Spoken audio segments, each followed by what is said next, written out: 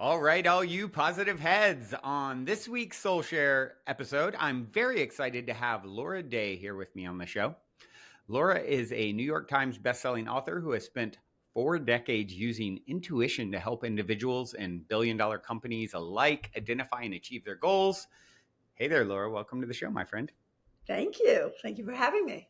I loved hearing that you're using your intuition and that has been your guiding force. I often will say, intuition is the highest form of intelligence. And obviously You and you figured Einstein. that out.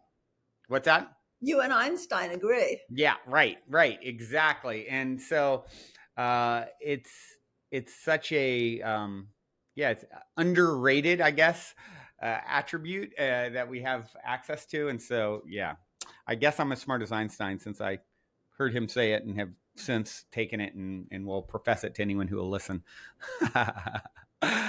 But I'd love if you would, Laura. As I kick this off, I love to ask my cliche opening question, and I it is love this: that. Yeah, you're in an elevator. The woman next to you looks over, says, "What's your passion?" You got 10 floors to answer. What do you say?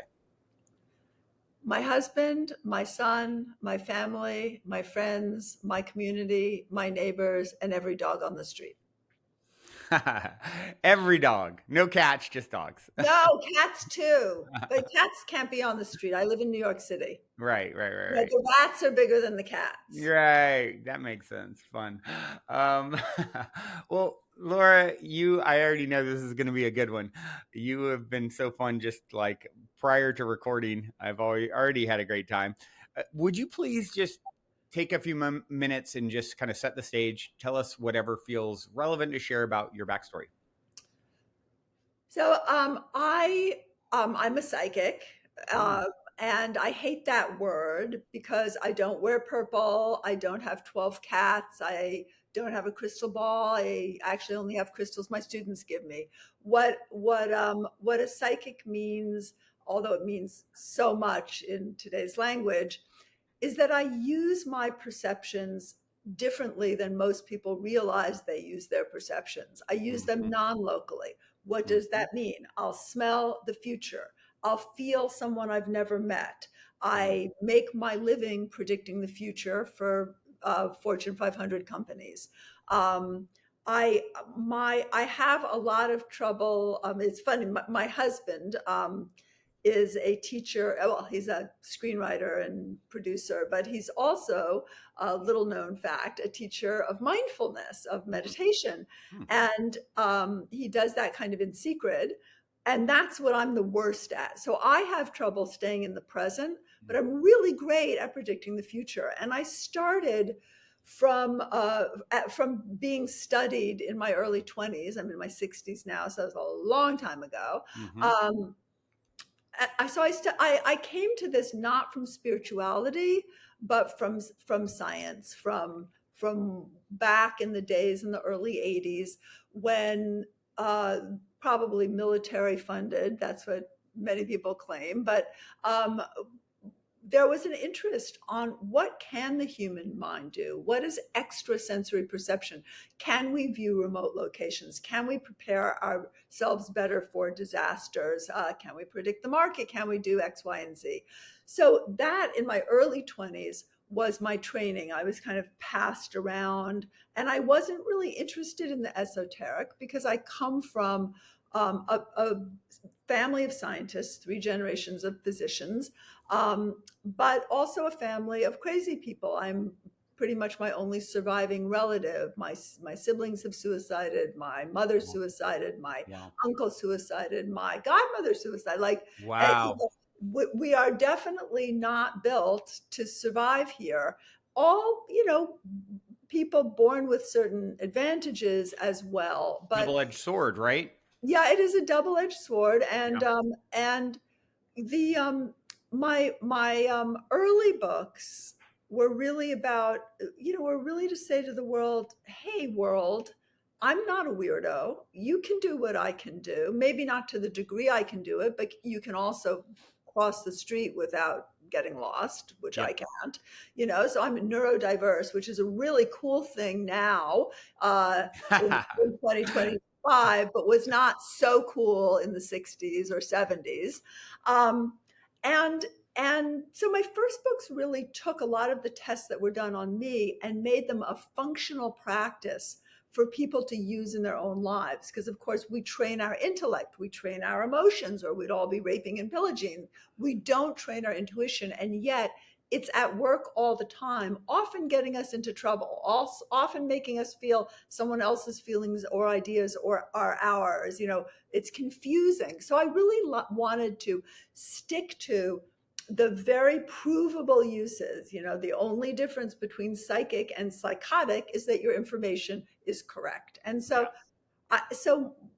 because really of both the scientific bent of my family and the batshit crazy bent of my family, I really stuck to research in medicine, predicting for business who will fire you if you're wrong. People, if you're right in 5 things and wrong in 5 things, it's so subjective. Whereas with business, not subjective at all. Yeah.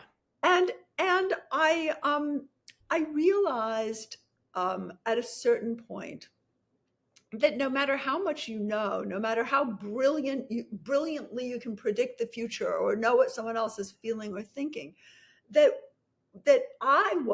my students were structured in a certain way that they just took the new information to make old mistakes, because Mhm. we are run by our patterns, which are locked and loaded early in life. So the prism was really the answer to my question of Your what is latest book, by the way, just for those Yes, who don't my know. latest book, let me hold it up, Yep. was really my answer. And I was lucky because it's the first book I haven't published since 2009. And I wrote Mm. 6 books before then in rapid succession. I've Wow. had 10 years to test this process out Wow. on thousands of students. And it was really the answer to my question, what why am I still standing? Yeah. Like, what has allowed me to survive, not only survive, but thrive? I have a Yeah. wonderful career, life, son, health. I should say poo when I do this, knock on wood. But Hmm. but I have, I've been able to create from what destroyed so many others Yep. a life that I'm truly grateful for, Hmm. and yet that I also have to be careful with, because I was programmed with a very faulty brain and a very abusive childhood, Mm. basically check off lots of the traumas. Hmm. And and so I really realized that as a young child, intuition, so that thing that gives you information that you don't even realize you have, but kind of sets you on a pattern, that intuition had given me a structure to survive and thrive. Yeah. And I was able to, that is what the prism is. And I really have, what I love about it is it doesn't say, here's your trauma, understand your trauma. We're all looking for our trauma. Just try to do something new. You'll meet your trauma. Your You're trauma right. isn't hiding. Your trauma is You don't need to search, it'll find you. exactly. Your trauma finds you. What doesn't often find you are the ways to create the things that you've never been able to create or sustain. Yeah. And the reason is by the way, I have ADD. I can talk literally for 5 hours straight. So if you want to ask a question, just interrupt I'll me, jump in if I feel like I should, but you please. continue, please. Um, ADHD me. right. I realized that from early childhood, I had been given tasks. We lived alone. As a 5-year-old, I lived alone with 3 younger children. Hmm. So I had given tasks. I had no way of knowing how to achieve, and yet I achieved them. Um, Clearly not perfectly, since 2 of them have suicided, but as well as a 5-year-old could. Right. And I wasn't given a paradigm. I wasn't given an ego structure that allowed me to survive. And yet intuition allowed something new to sneak in. And what I really realized is we can't think or act outside the box. Hmm. We are the box. And Hmm. what books like the Prism or any self-help or communities do is they allow us to try on something new. And that tiny thing often creates an amazing change in our life. Hmm. So the Prism really is about how do you do a tiny thing to achieve a specific change? Right. I love that because, yeah, it can be. I think I can relate to some of what you're saying, as far as two of my mother's siblings, her twin and sister, both special needs. My grandmother had four children, two were special needs, and mentally challenged, let's say, and then the other two very bright, and you know, um, then I take my child's mother. It's someone who completely lost, brilliant in a lot of ways and fell off the wrong side of the fence, if you will, and is probably somewhere talking to a lamppost or something, like he's pretty far gone and dark as well. So there's a lot of that energy around me too, and I think it is such a thing with really gifted people. It's that fine line. It's like just it's right there all around me, and it's like I feel like I have Oh, channeled whatever neurodivergency or whatever's going on in my family line into a positive expression of it, and it also can go the other way, right? well, we are. It doesn't go though. I mean, I love. I'm sorry, I'm a warrior, so I love picking on. I love picking a fight here. You're using passive language. Hmm. We choose. It doesn't go. Mm-hmm. Things Right. happen to us, but Right. we choose. Right. And we don't choose from conception to age 7. We Mm-hmm. are where we have a certain genetic imprint, which we now know with epigenetics we can change. Yep.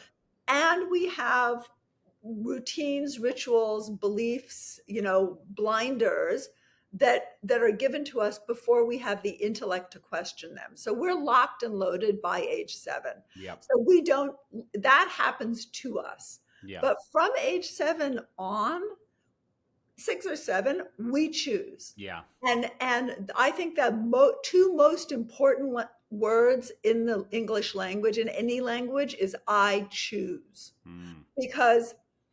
Because we do, and often we don't have the tools to choose.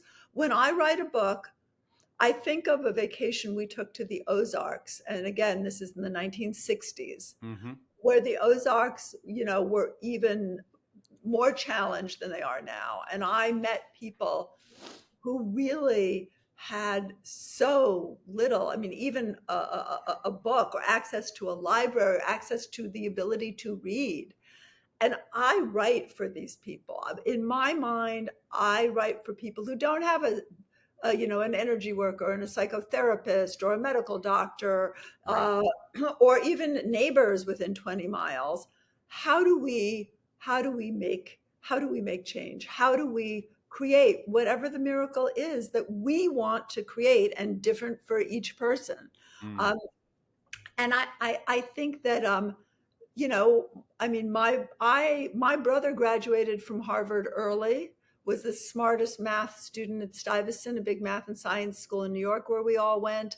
Um, got a master's in physics from Stanford and another master's from UVA in business, and made a perfect chart of his brain to Mm. figure out the trajectory of the bullet to kill him instantly in his early Wow. 50s. Wow. So it isn't it really isn't what we're given. It is the choices we make. And I have seen, you look on my website, I work with a lot of people who are incredibly successful now. Um, but often you look at their childhoods, and that was not the case. Their pathology had to become their potential. They had Mm. no Mm. choice. So we do choose. And of course, the more we're exposed to, the more choice is available, which Right. is why I write self-help, because Right. we don't know. And I always even though I am so rigid and a creature of habit, because like most people with ADD, one of those dominoes falls and the whole thing falls down. But I really try, and relationships are great for this. I really try to do something I would never do, to wear something I would never wear, to say something I would never say, because those teeny tiny shifts change your life. Mm, yeah.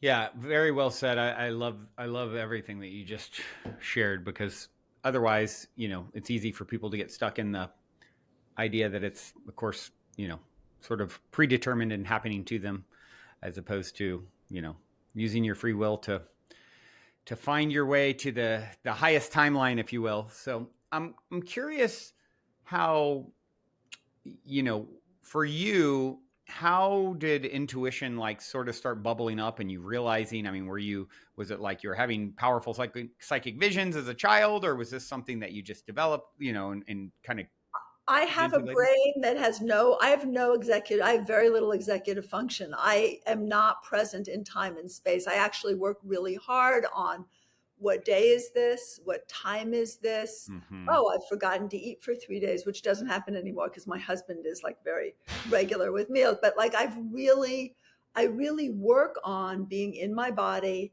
Mm-hmm. in the here and now. Um, I, you know, I come from a family that has a lot of neurological issues, Mm-hmm. and um, and is mostly brilliant because of it, Mm-hmm. and also tortured because of it. Yeah. And I was, a psychiatrist said to me, after the suicide, my sister suicided 2 years after my brother, and I was very close to both of them. Wow. And So hard. after the second suicide, and my mother suicided when I was 14, 2 days Phew. after my 14th birthday. So after the second of my sibling suicides, I thought to myself, the crazy person is always the last person to know they're crazy. Mm-hmm. So I made an appointment with a really smart psychiatrist who I'd been to a couple times when different things had been going on. And I went in and I said, okay, full disclosure, my sister just died of a massive intentional overdose. Um, I said, just, I'm open, just level with me. Like, is my dance card full at this point? It's like, is it? And he was so deadpan, and I love him for this. Such a smart man. He said to me, you know, has nothing to do with you. There's always one. It's usually the oldest, the person who has to take care of things, because intuition comes in early, shows you what to do, gives you a task, you do it, and you do that for the rest of your life. It was so deadpan. He goes, you'll be fine. Anything else? Like none of this, everyone around me was, and check it out. And how can we support you? Which really made me feel like had growths all over, even though it Mm-hmm. was out of kindness. Yeah. This guy, that was a perfect response. And you know what? He was right. Um, it really, very early on, I had the good fortune of being the oldest child in a family that has a brain that's able to do kind of extraordinary things, doesn't do life that well, but does other things, things other people really can't do that easily very well. Mm-hmm. And because I had a task, because I had a goal, stay alive, take care of my siblings, you know, um, get a cat, because I had goals, my intuition came in because I didn't know how to reach these goals. I was 5. I was a child Yeah. living alone in an apartment with 3 younger children. Yeah. So I didn't, I had no idea how to get these things. So it was this crazy brain, this very disjointed brain, not great for memorizing the periodic tables or Mm. crossing a street.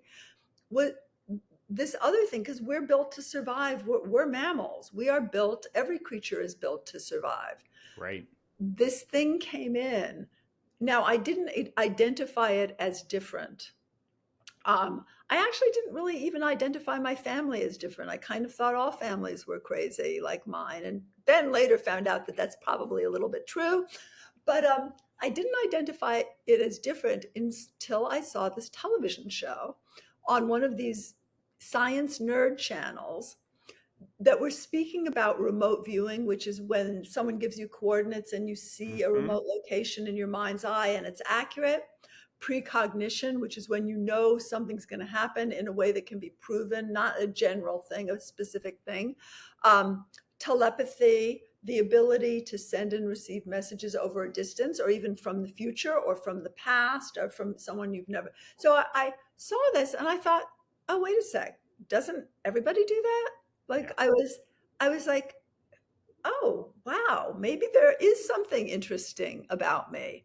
I mean, my boobs hadn't really come in yet, neither had my hips. You know, I still looked 11. Hmm. There was nothing that interesting about me. And all of a sudden I thought, oh, wow, they like think this is interesting. So, you know, with the complete hubris and innocence of a 21-year-old or however old, I called the one of the people that had been in this TV show, and I said, you know, I can do what you're talking about. Hmm. And this story's in my first book, Practical Intuition. And I went in and he looked at me and was clearly disappointed. I mean, I looked like a little Manson girl. I had Hmm. hair down to my bottom. I was in a blue pleated skirt and a little white shirt. And I Hmm. 5'5", about 90 pounds wet. Like I just did not look like anyone who had any answers. Yeah. And I walk in and he starts explaining because, you know, he's being polite. And I said, you know what? And I'd never done this before. It just came to me. I said, put a name in an envelope and seal it and hand it to me. And he did. And I held the envelope and I accurately described two people, their medical conditions, Wow. their future, which we didn't know until it happened. I had been accurate. One of them had an illness, Wow. their legal status of one of them, all these different things very specifically, but it was two people. And he said, well, I'm confused. I only put one person's name in and it was mine.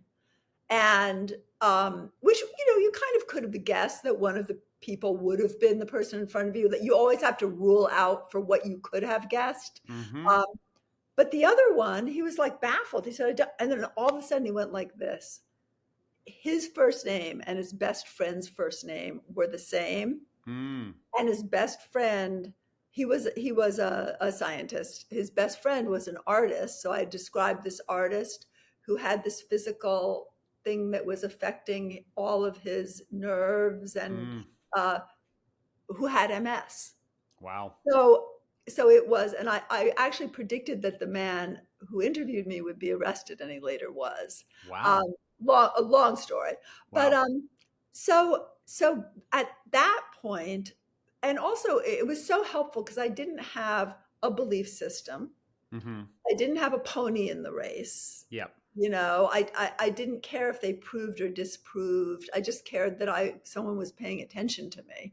Yeah. Um, and thought I was special in some way. Yeah. And kind of I still like that, to be, if I'm, you know, completely Who doesn't? Who doesn't want to be special? disclosure. Yeah. Um, and so I kind of got passed around to, and you know, a lot of universities have done, you know, Harvard, Duke, Stanford,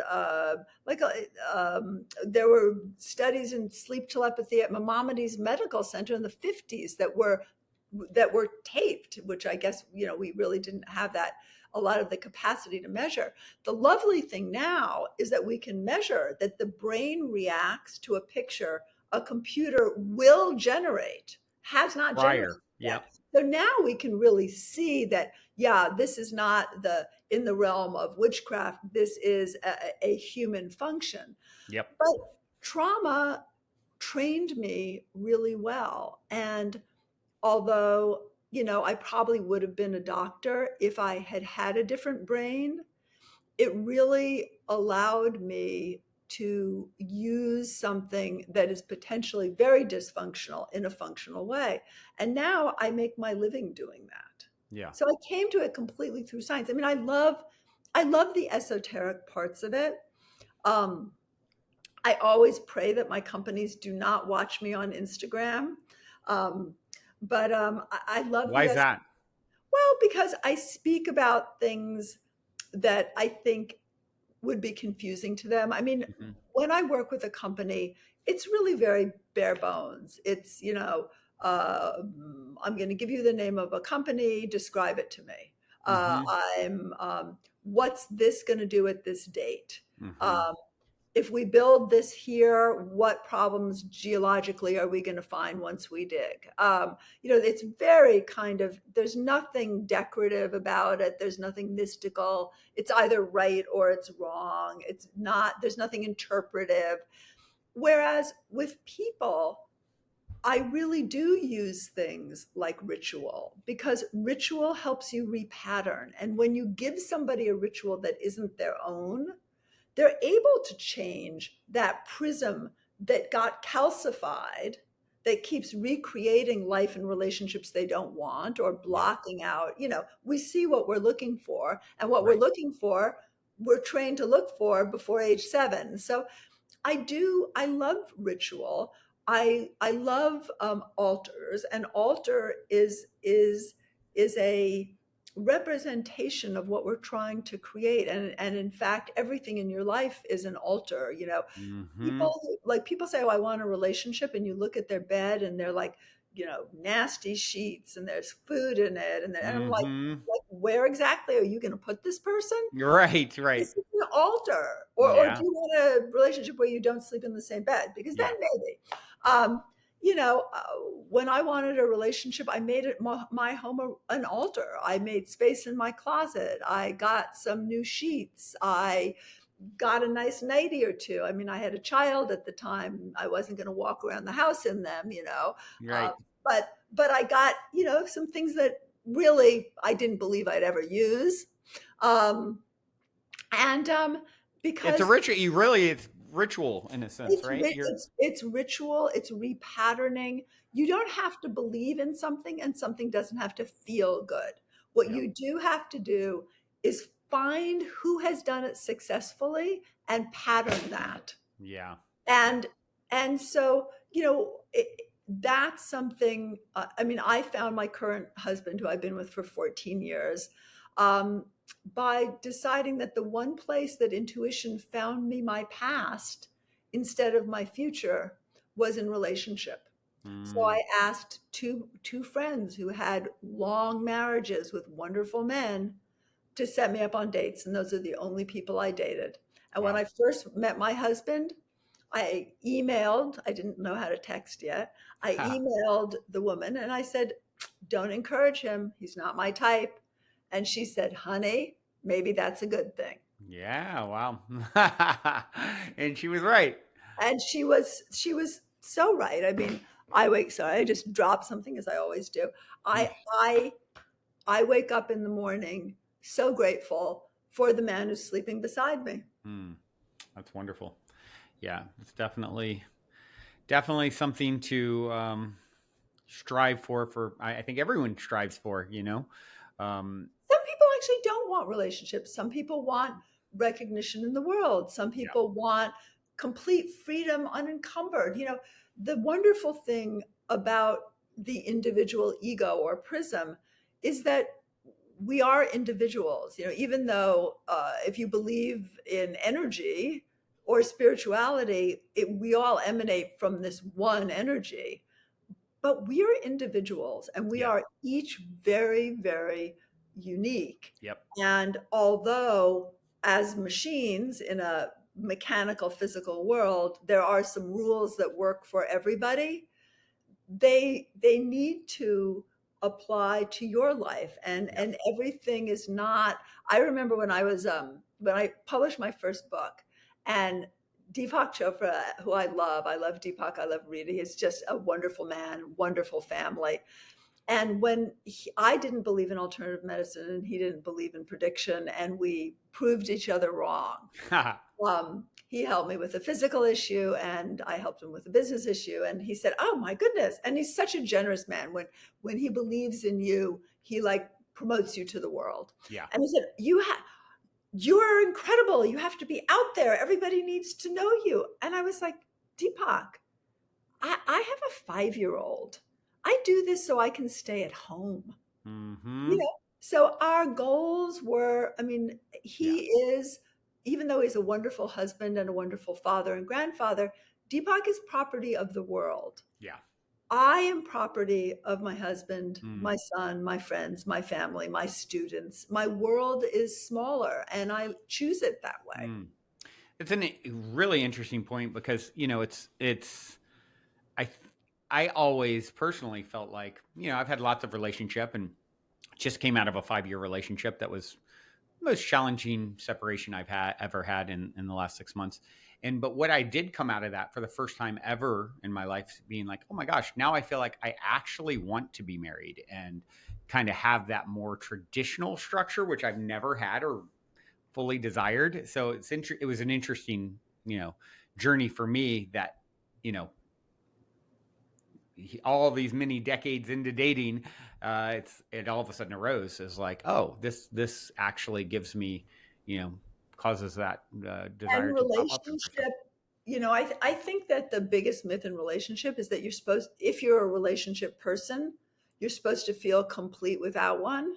Yeah, No, you're supposed to feel hungry. If you're not hungry, you don't find your next relationship. right. But relationship is the part of the ego that corresponds to value. So I'll bet you if you're if you're transforming your relationship, you're also transforming the value of your business and how you want it to be valued by the outside world. You're probably also dealing with issues of value within yourself Mm-hmm, and what and who do you value, mm-hmm, and you're probably assuming a different kind of dignity, demanding a different kind of response from the world. So I would not be surprised if in working through this, while finding the person you want to commit to, you also find the funding or the venue for mm-hmm, the next iteration of your business. I mean, the wonderful thing about being an ego, a prism, is in a world that also is a prism, is a structure, is that when you change because you're a system, everything changes. mm, And it's really, there's that wonderful saying, thank God for unanswered prayers. If mm-hmm. you think of all of the things you ever wanted, um, if they had happened, how devastating your life would have been. I Yeah, remember thanking my ex-husband for basically making sure I got nothing and trying to destroy me and, with a new child, because I would never, I'm an introvert. I'm yeah, an introvert and a weirdo.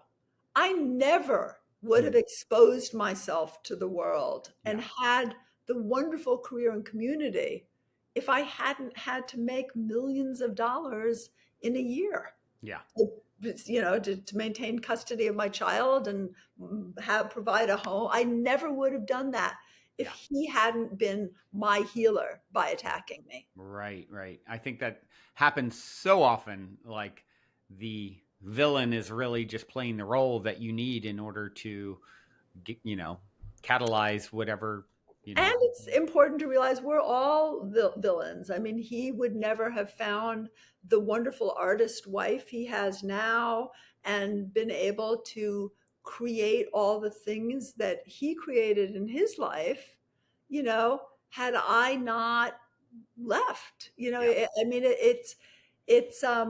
I think that when we take responsibility for the reality. And the prism proves to you this is a reality. You create your life. Now, a lot of that's subconscious. So, Hmm. you don't create the horrible, violent, maybe even things that happen to you. Those were programmed, but you need to make active choices to create your life. And you also play part in other people's stories. I mean, our lives are full of contracts. We have contracts with things we wear, with people we meet, with situations we engage in, and there's always an agenda. Yeah. And it's often an agenda of not doing something, not growing in ways we want to grow ourselves if it's unhealthy. Yeah. Uh, but but we have choices all the time, and it's really interesting how you don't see what you don't see. And that still stuns me. I mean, I actually do this work all the time because I still walk into the same wall thinking that it's a door. And I have to do good housekeeping because my early programming was so messed up. I write a little memoir. My next book is memoir, but I write a little memoir in the book. And you see, oh my God, this person's messed up. And yet look what she's been able to create. And that's true of so many people. I mean, my friend Demi Moore, if you read her book Inside Out, you think, wow, amazing, she's still standing. Yeah. Yeah. I'd love for you to speak a little bit to the new book. And I know there's like, you've kind of broken it down into steps. Can you touch on what um, those steps are to, heal your past essentially and step Well, into the future that you desire? you heal your past by engaging in your present. You Mm-hmm. know, everyone loves to live either in what someone else is doing, which I call the non-local. You know, it's Mm-hmm. not here in front of you, it's what someone else is doing or what's happening somewhere else. The past, where you can't do much, or Yep. the future, where you also can't do anything. Yep. The present is a pain because the present requires action. So often we don't live in the present because it actually requires something of us. Yeah. Um, the book is really my some people call it the anti-spirituality book, but the steps really are that we're wonderful machines, and saying that we're a machine does not make us less spiritual. We are we are these wonderful neurological, endocrinological, skeletal mechanics that process energy and create. We create art, buildings, babies, relationships. So that prism, actually, you as a human being have a very predictable, defined structure. Mm. So does the world. And so there are two ways to use this system. One is to say, what is chronically missing in my life? What do I want right now? Do you really want a relationship right now, Brandon? Or do you want to pop to a new level of what you're doing and find your relationship there? It is where, but it's both of the things are the same part of your mechanics, Mm-hmm. which is what I call the fourth ego center. Um, you're homeless. That's a first ego center for your foundation. I mean, it's really interesting how the world reflects you. Mm-hmm. So there are two ways to work with change. And all of my books, none of my books are, let's learn this. Mm-hmm. Uh, Here's more information, because I think there's way too much information. Right. Um, it's do this. If it's not dangerous for you, do this tiny thing and notice what Mm. changes, because nothing's useful to you until your subconscious, that conception to seven, says, oh, this will help me survive. I'm definitely taking this one on. Yeah. So it has you do different things. So, for example, the fourth ego center, because the issue you stated is around there, and I'll bet maybe you have had more colds this year, you felt more palpitations this year, maybe, we physicalize the outer world problems and inner world conflicts. Mm-hmm. But what the prism allows you to do is take certain steps. So for example, a step you could take right now is, who in your life, like your mom, I'm saying this to my son, who in your life have you not let know you value lately? How Mm. can you show people you value how valuable they are? Whether it's the person who makes your latte, or your mom, your child, your dog, Mm-hmm. just practicing that gives you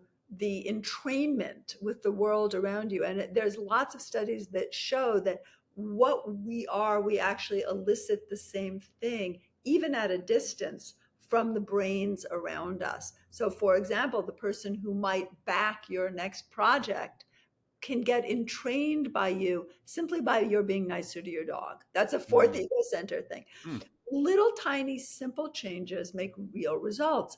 And again, people love to come up to me and say, I believe in intuition. I'm like, I don't. I think belief is for idiots.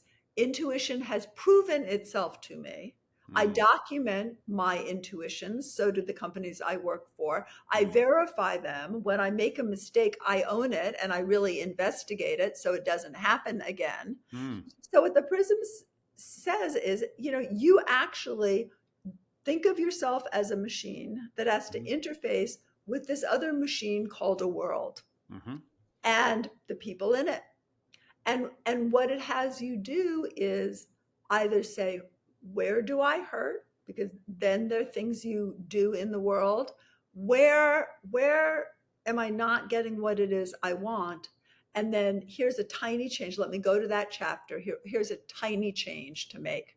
One of the things that both physics and psychology shows us is all time is now. Your Mm-hmm. past is happening now, your future is happening now. In your experience, it's true, but actually in physics, it's also true. And there's, there are some pretty well verified postulates. Um, and so, really, where do we take action? It's in the present. We spend a lot of time trying to, again, find our trauma. What do Yeah. you want in your life? Where is it in your mechanical system?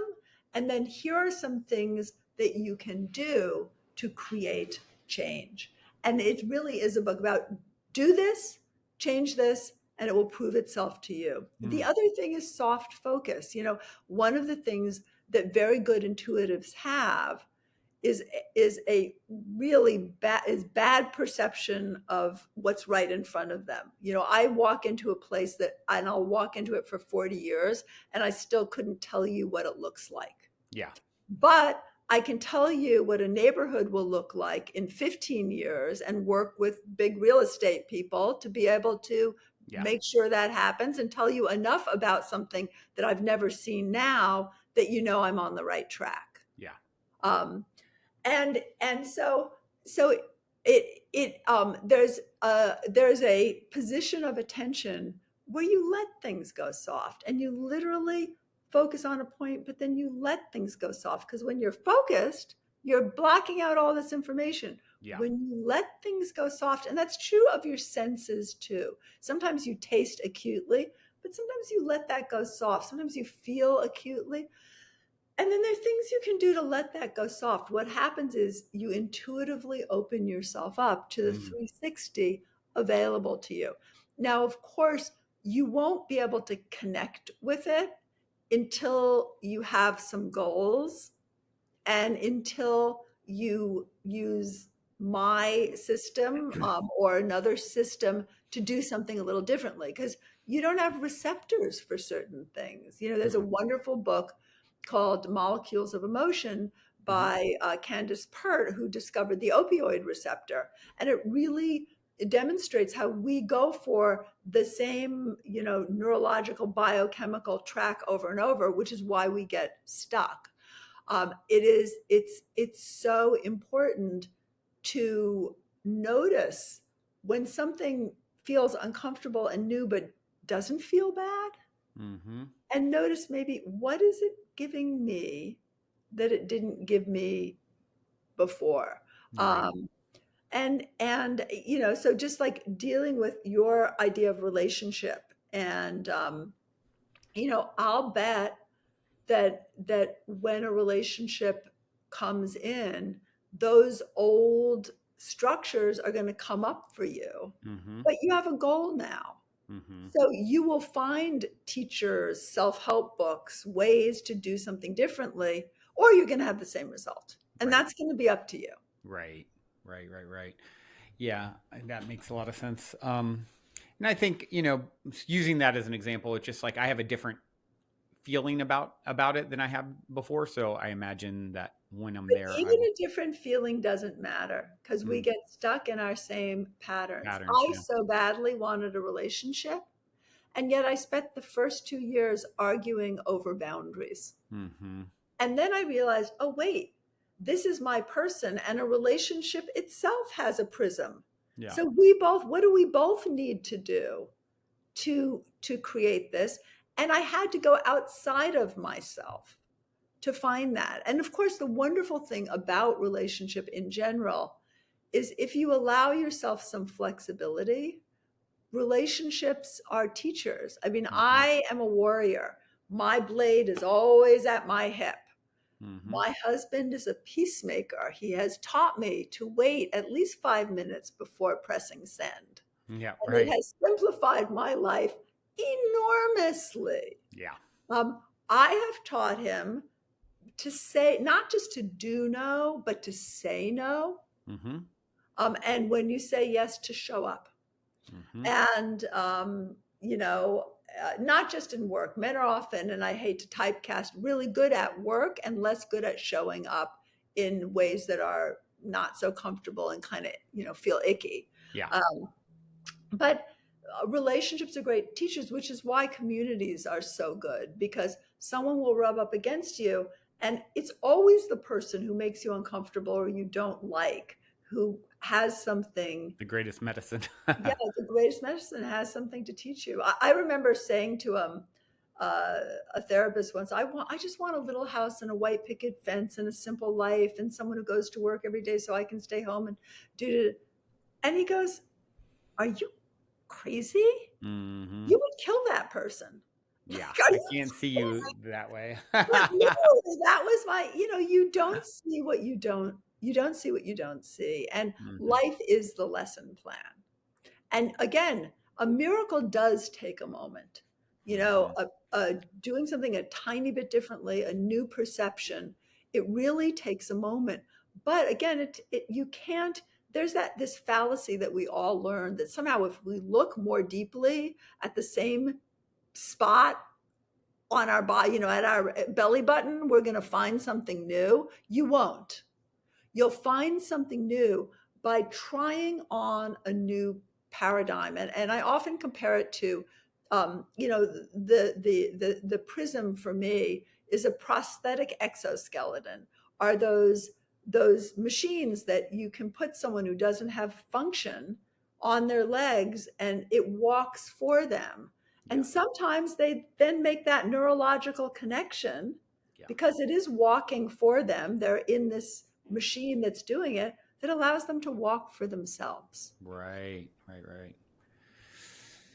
Yeah. I'd love to hear from you. One of the things I always love to ask, it's like a go-to, is I love stories of synchronicity, serendipity, positive paranormal stories.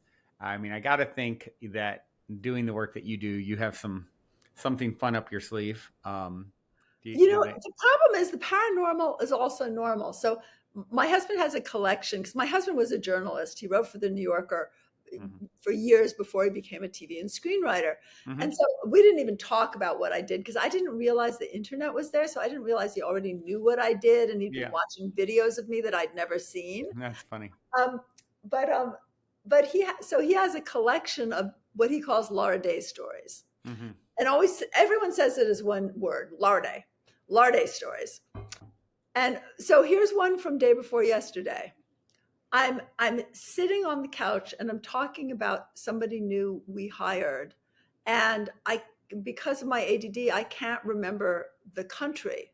So I say, the one from Czechoslovakia. He had just written Hmm. Czechoslovakia on the page. Oh wow. So the porosity of our thought, um, and now when I say to him, "Stop worrying, you're upsetting me," Mm-hmm. he's in LA, I'm in New York. Mm-hmm. He understands what I'm saying. Um, I mean, in my own life, and people are their own worst intuitives because you have no perspective. Intuition requires perspective. That's Right. why I do Instagrams every morning where we all come online. We have 3 goals written down at home, numbered 1, 2, and 3. It's a lot like I have people do this in the Prism as well. But we just I pick a number goal. I pick a number. I have this little bag. I Mm-hmm. pick a number out of the bag and first people read themselves. I don't look at the number to rule out telepathy, first people do a reading on themselves, and then they tag someone in the group who they don't know and do a reading. And then I'll say, oh, okay, it was number two. So Mm-hmm. they've done a reading on themselves without knowing what they're reading. It after a while doesn't work that well because you get too telepathic and then you actually know the number you're reading, but it's another Interesting. story. At least it confuses you a little, that sometimes your intuition can sneak in. Right, So right, right. I I like had, that. in the 80s, for example, I used to commute to Rome where I have a home. Mm-hmm. And I was, back in those days, this is before the internet, you actually had to call, you got a paper plane ticket, and you had to do it far in advance, or it was so expensive. It cost more to fly to Rome in the 80s than it does now. Mm. Wow. I I decided to not go the day I was supposed to go, which meant I lost my ticket. So I Mm-hmm. lost over $800, which this is the 80s, guys. And and that morning, and I just felt like I couldn't go, and I couldn't put my finger on why. I just couldn't go. I just did not. I just couldn't. I mean, and I'd never in my life done this before. Yeah. I Rome airport was shot up exactly at the time I would have landed. Wow. Um, that's a, but these things I do every day. I'll be on the phone with a friend and I'll say, your stomach's itching me. And he'll pull up his shirt and he'll have a rash that he didn't notice that Wow. then begins itching, of course, because I made him notice it. Um, or, I, I mean, people do this all the time. I mean, I do this every day, so it's very hard to pluck out. I can pluck out times that saved my life, Mm. potentially like that one. Yeah. It's very hard to pluck out when you're doing this, hundreds of times a day. Yeah. Uh, Right. my It becomes husband normal life. my husband has a lot of them. We were trying to get a plane, and a friend calls me, and her cat's lost, and she's on Martha's Vineyard, and I say to her, the cat's in a blue shower locked in. She says, oh, I have a blue shower. Goes and looks in a blue shower, no cat. Calls me back, and he's like, we have to get to, I forget what the little tiny, those little tiny planes, and there are only two of them a day. And Mm-hmm.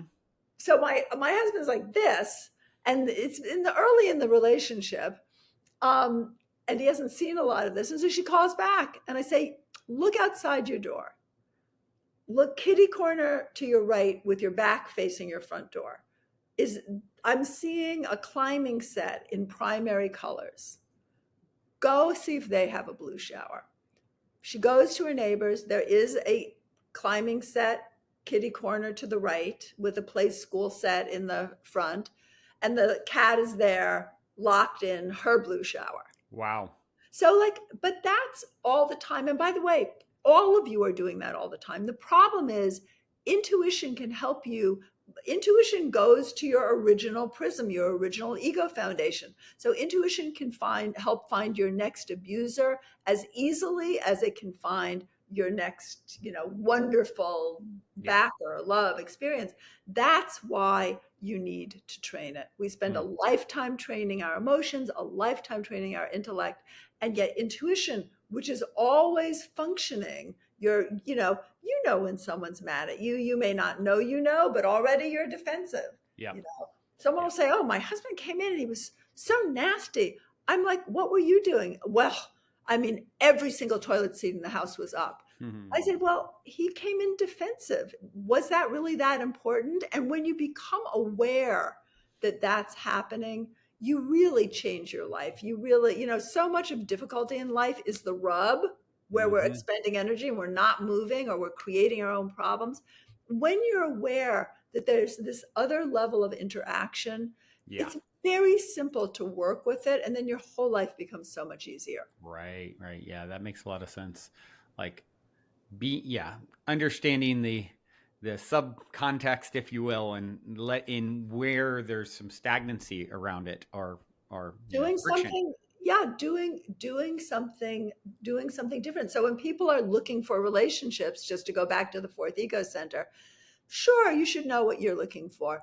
really more important is know what you want to offer, because that is the resonance you're sending. And Yeah. again, this has been proved on monitors now. We're so lucky we can measure these things. What is it you're offering? Yeah.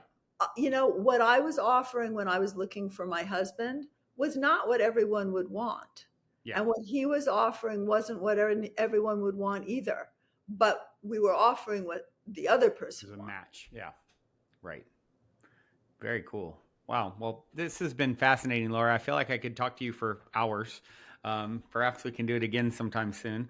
What is the best way for people listening to connect? Of course, get the Prism. I'm assuming it's on Amazon and everywhere you can find the book, find books. Yes, it is. So lauraday.com, lauraday.com. I answer every email personally because people write me such private things. So if you're going to get in touch, make it short, but sign up for the newsletter, because I try to do lots of free events all over the country, Cool. because, training intuition really creates a better world for all of us. Mm. Also, Laura Day Intuit on Instagram. If you want to just experience being read by other people, all of my I don't take new clients. I work with my 4 companies and I read my students when they're learning. Hmm. Um, but I train professionals. I see their work on Instagram. So they Hmm. read people and I can see, oh, I should still keep referring people to these people because they're doing good work. Yeah. So come on Instagram, try doing a reading, get a reading, become part of a community, because the resonance of saying I can, looking for the can do, not the can't do, because there's always plenty of that, Yep. uh, makes amazing change in your life. And I want to end with, I have ruined my life. I don't know, 20 times, ruined it, completely ruined it. Wow. Let go of the relationship that I needed, the Hmm. perfect person, ruined my finances, ruined my work, gotten into legal battles where I was going to be decimated, had physical things that I thought were chronic and forever. I've ruined it, and it has always Hmm. come up better, because Wow. I have embraced that I am the prism and I need to do the work. Hmm. Don't want to do the work always, but you can't cheat. Yeah. So you can do. There is nothing about you particularly that's so faulty that you can't have your share of the abundance that is everything. And I really Hmm. sounded like a psychic there. Yeah. I love that though. Because I think we all deal with like, oh gosh, the regret of the decisions that we made and where we So woulda, misstepped. And shoulda, coulda. gosh, I've definitely done a lot of that, and more so in recent years, even. And so it's like there's always another chance to turn it all around, and Well, not just turn it all around, but to do better. I mean, yeah, we are evolving creatures, and evolving means you go to a higher, more appropriate state of functioning. We're yep, not devolving. If you're yep, moving, you are evolving. yeah, right, right. Well, one last question I have for you here. It's my cliche closer, and Oh, I it love is that. this: in 60 seconds or less, what is the meaning of life according to Laura Day?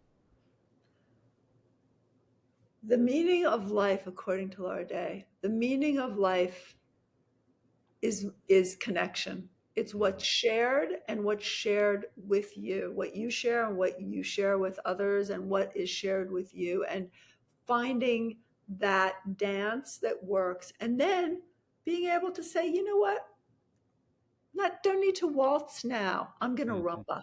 mm. I love that. Laura, you are such a gift. I look forward to connecting with you in person, hopefully when you're in LA sometime. That would Same be here, I'm fun. excited to do a workshop. Yeah, we'll do that. And thank all of you out there for tuning in your beautiful brainwaves and incredible hearts to another episode. Until next time, journey well. I love you so, so, so, so